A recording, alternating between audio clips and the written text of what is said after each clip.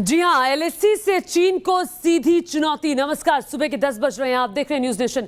मैं हूं आपके साथ ज्योति तनेजा भसीन और इस वक्त एक बड़ी खबर आपको बता दें। लद्दाख दौरे पर रक्षा मंत्री राजनाथ सिंह चीन के साथ डिसएंगेजमेंट प्रक्रिया के बीच लद्दाख दौरे पर पहुंचे हैं रक्षा मंत्री राजनाथ सिंह। और बड़ी बात क्या है, लुकुन के सटकना इलाके में राजनाथ सिंह मौजूद रहे और वहां पर उन्होंने पैरा कमांडोज का प्रदर्शन देखा। पैरा कमांडोज का युद्धाभ्यास वहां पर चला। राजनाथ सिंह के साथ सीडीएस और आर्मी चीफ नरवणे भी मौजूद है। और देखिए, अब तस्वीरें जरा आपको दिखाते हैं। और ये तस्वीरें देखिए, ये दरअसल सेना के शौर्य को बढ़ाने वाली तस्वीरें और खुद रक्षा मंत्री राजनाथ सिंह जो कि 3 जुलाई को जाने वाले थे, अब आज 17 जुलाई को वहां पहुंचे हैं।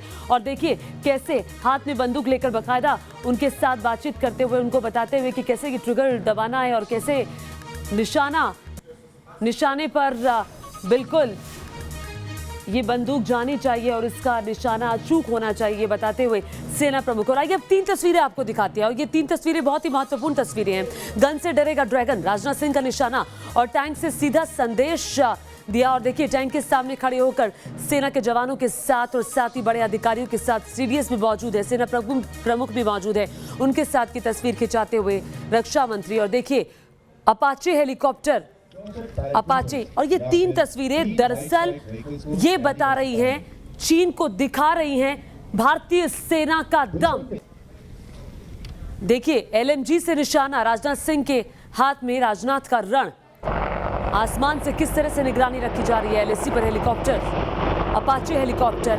अपाचे का दम भी आज चीन ने देखा होगा। चीन ने यह भी देखा होगा कि रक्षा मंत्री भारत के एलएसी के पास मौजूद लद्दाख में, और उनके सामने ये अभ्यास देखिए, सेना के शौर्य को, सेना के पराक्रम को बढ़ा देने वाली ये तस्वीरें। और ये तस्वीरें काफी कुछ कहती हैं। ये तस्वीरें भारत का दम चीन को दिखाती हैं। ये तस्वीरें भारतीय सेना का हौसला बढ़ाती हैं। ये तस्वीरें भारतीय सेना में विश्वास बढ़ाती हैं। और वाकई ये तस्वीरें देखकर आपके भी रोंगटे खड़े हो गए होंगे। और देखिए सेना के जवान कैसे हर समय तैनात रहते हैं। एक तरफ चीन के साथ हमारी तनातनी, डिसएंगेजमेंट की प्रक्रिया, और देखिए इस बीच पैरा कमांडोज का ये प्रदर्शन। और ये प्रदर्शन कहीं और नहीं बल्कि लद्दाख में हुआ है। सटकना इलाका, रक्षा मंत्री की मौजूदगी में सेना का काफिला देखिए कैसे आगे की ओर बढ़ता हुआ और बताता हुआ कि अगर स्थिति विपरीत बनती है तो कैसे सेना के जवान तैनात हैं हर स्थिति का मुकाबला करने के लिए। और इस वक्त हमारे साथ मधुरेंद्र, न्यूज नेशन संवाददाता, जुड़ गए हैं। मधुरेंद्र, ये तस्वीरें काफी कुछ कहती हैं।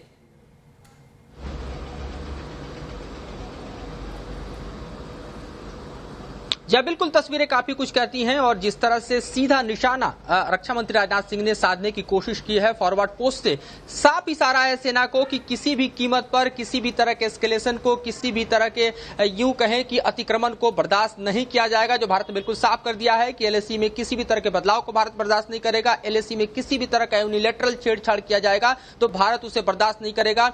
फॉरवर्ड पोस्ट पर देखिए किस तरह से रक्षा मंत्री खुद इस वक्त मौजूद है, तमाम स्थितियों का जायजा ले रहे हैं। जो 4th लेवल की बैठक हुई, कमांडर कॉन्फ्रेंस जो हुई, उसकी कल समीक्षा जो है वो करने के बाद एक बार रक्षा मंत्री जो है खुद जमीन परिस्थितियों को देख रहे हैं। चूंकि भारत को कोई भरोसा चीन पर नहीं है, लिहाजा हर तरह के डिसएंगेजमेंट को बिल्कुल बारीकी से देखा जा रहा है। और हर एक यूं कहें कि मूवमेंट पर जो है खुद रक्षा मंत्री की नजर है, एनएसए की नजर है, प्रधानमंत्री की खुद नजर है।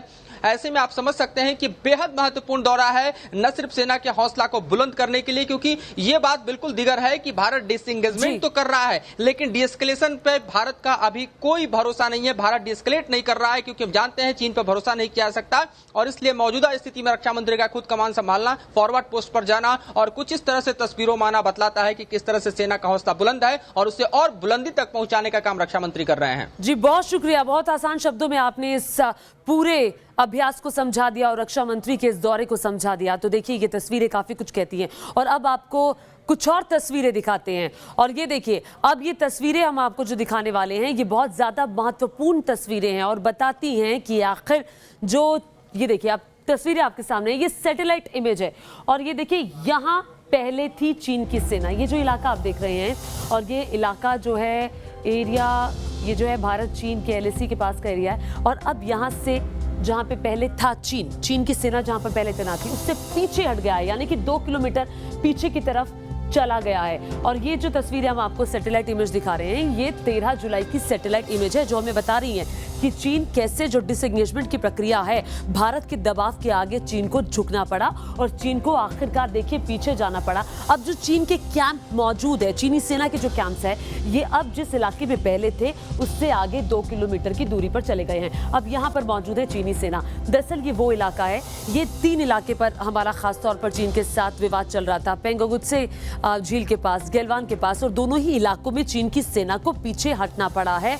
और आइए अब आपको एक और महत्वपूर्ण जानकारी देते हैं, और ये तस्वीरें दरअसल चीन को परेशान करने वाली तस्वीरें हैं और ये बताने के लिए काफी है। देखिए, पेंगोंग त्से में चीनी सेना की मौजूदगी अभी भी है, लेकिन थोड़ा सा पीछे हटाए मौजूदगी है। चीनी सेना अभी भी फिंगर 5 पर बनी हुई है, पहले फिंगर 4 तक पहुंच गई थी, अब वो फिंगर 5 पर अभी भी बनी हुई है। ये मौजूदा स्थिति के बारे में हम आपको जानकारी दे रहे हैं। फिंगर 6 और फिंगर 7 में भी चीनी सेना की मौजूदगी है, जो सैटेलाइट इमेज में खुलासा हुआ है। अप्रैल में चीनी सेना फिंगर 8 में मौजूद थी और उसके बाद धीरे धीरे वो आगे बढ़ती रही, फिंगर 4 तक आ गई थी, भारत ने दबाव बनाया, फिंगर 5 तक चली गई है और लगातार भारत अब जो डिसएंगेजमेंट की प्रक्रिया है उसमें चीन की सेना को और पीछे जाना होगा। देखिए, PP-15 में 3 किलोमीटर का बफर जोन भी बनाया गया है और पहले तो इस बफर जोन में भी चीन की सेना आ गई थी। PP-15 में चीनी सेना LAC से 6 किलोमीटर पीछे जा चुकी है और ये भारत की जीत है। PP-17 में यहाँ दोनों देशों की सेना 1 किलोमीटर की दूरी पर अभी मौजूद है। PP-17 इलाके में, इस इलाके में अभी 3 किलोमीटर का बफर जोन बनना बाकी है, जो कि इस PP-17 जोन में बनाया जाएगा। देपसांग इलाके में बिल्डअप दोनों तरफ बना हुआ है। देपसांग वो तीसरा इलाका है जहां पर चीन और भारत की सेना आमने सामने थी। अब यहाँ पर बिल्डअप जो है वो दोनों तरफ बना हुआ है। चीन की हिमाकत के बारे में आपको बता रहे हैं कि चीन को काबू में करने के लिए डिप्लोमेसी, सेना हर स्तर पर भारत की कोशिशें जारी हैं।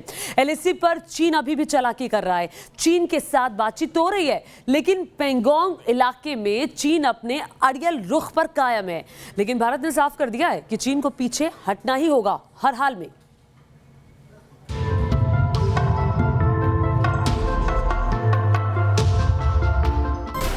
LAC पर चीन की चालाकी नहीं चलेगी।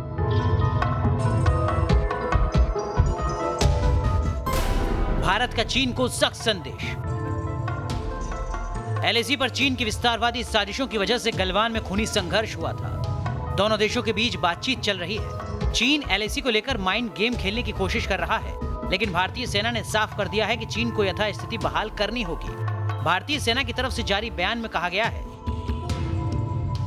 5 जुलाई को भारत और चीन के विशेष प्रतिनिधियों के बीच जो बातचीत हुई थी, उसी के आधार पर सैनिकों को वापस बुलाने की प्रक्रिया पर बातचीत आगे बढ़ रही है।